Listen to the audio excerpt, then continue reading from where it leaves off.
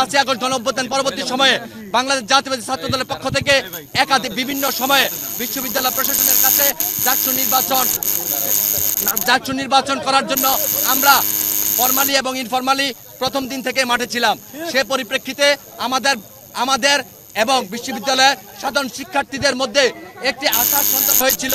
আমরা একটি স্বপ্ন দেখেছিলাম এই বিশ্ববিদ্যালয়ে সকল ছাত্রছাত্রীদের অংশগ্রহণে বিশ্ববিদ্যালয় এবং নির্বাচন কমিশন সবার কাছে সুষ্ঠু এবং একটি অংশগ্রহণমূলক নির্বাচন, নিরপেক্ষ নির্বাচন উপহার দিবে। কিন্তু অত্যন্ত দুঃখের বিষয়, আপনারা জানেন এই নির্বাচনকে অনুষ্ঠিত করার জন্য যে ব্যালট বাক্স ছাপানো হয়েছে এবং যে মেশিনের মাধ্যমে ওএমআর শিটগুলো পরীক্ষা করার জন্য যে মেশিনগুলো কেনা হয়েছিল, সেই কোম্পানির মালিক একজন প্রতিষ্ঠিত জামায়াত নেতা। আমরা গতকালকে বিশ্ববিদ্যালয় প্রশাসনকে দাবি জানিয়েছিলাম সেই ওএমআর মেশিন বাদ দিয়ে যাতে ম্যানুয়ালি ভোট গণনা করা হয়। বিশ্ববিদ্যালয় প্রশাসন আমাদের সেই দাবিটি মেনে একটি প্রজ্ঞাপন জারি করেছিল।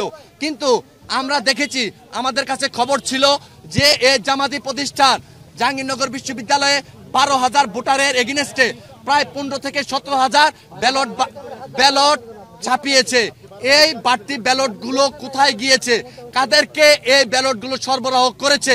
আমাদের সন্দিহান বা ইসলামী ছাত্র শিবিরকে এবং ছাত্রী সংস্থাকে এই পোলিং এজেন্টের মাধ্যমে এই ব্যালটগুলা সরবরাহ করা হয়েছিল, যার মাধ্যমে এই ব্যালটগুলো দিয়ে বিভিন্ন হলে জাল ভোট দিয়েছে ছাত্রী সংস্থা এবং ইসলামী ছাত্র শিবিরের লোকজন। আমরা এই বিশ্ববিদ্যালয় প্রশাসন এবং আপনারা জানেন আমরা গতকালকে রাত 2টার সময় বিশ্ববিদ্যালয় প্রশাসনকে প্রত্যেকটি হলে হলে আমাদের পুলিং এজেন্ট দেওয়ার জন্য একটি লিস্ট দিয়েছিলাম। কিন্তু অত্যন্ত দুঃখের বিষয়, আমরা আজকে সকাল 8টার সময় যখন আমাদের নেতাকর্মীরা যখন পুলিশ এজেন্ট হওয়ার জন্য বুথগুলোতে গিয়েছিল, ভোট কেন্দ্রগুলোতে গিয়েছিল, তখন বিশ্ববিদ্যালয় প্রশাসনের যারা নির্বাচন কমিশনের এখানে দায়িত্ব ছিল তারা বিভিন্নভাবে হয়রানি করে 2 ঘন্টা যাবত আমাদের পুলিং এজেন্টকে কেন্দ্রে ঢুকতে দেয় নাই।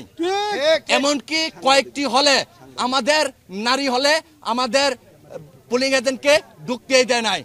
আপনারা দেখেছেন 3-4টি নারী হলে, জাহানার ইমাম হল, বঙ্গমাতা শেখ ফজিলাতুন্নেসা হল সহ, তাজউদ্দিন হল, রোকেয়া হল, এমনকি কাজী নজরুল ইসলাম হল সহ বিভিন্ন হলে আমাদের প্রার্থীরা যখন মুভমেন্ট করতেছিল তখন তাদেরকে পরিকল্পিতভাবে মব সৃষ্টি করে তাদেরকে হেনস্থা করা হয়েছে।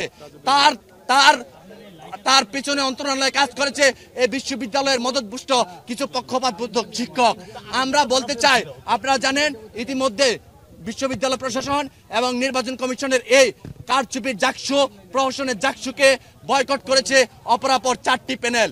আমরা মনে করি এই বিশ্ববিদ্যালয় প্রশাসন সাধারণ শিক্ষার্থী এবং জাহাঙ্গীরনগর বিশ্ববিদ্যালয়ের শিক্ষার্থীদের পাস ধারণ করতে পারে নাই, যার কারণে তারা একটি প্রহসনের নির্বাচন মঞ্চস্থ করেছে।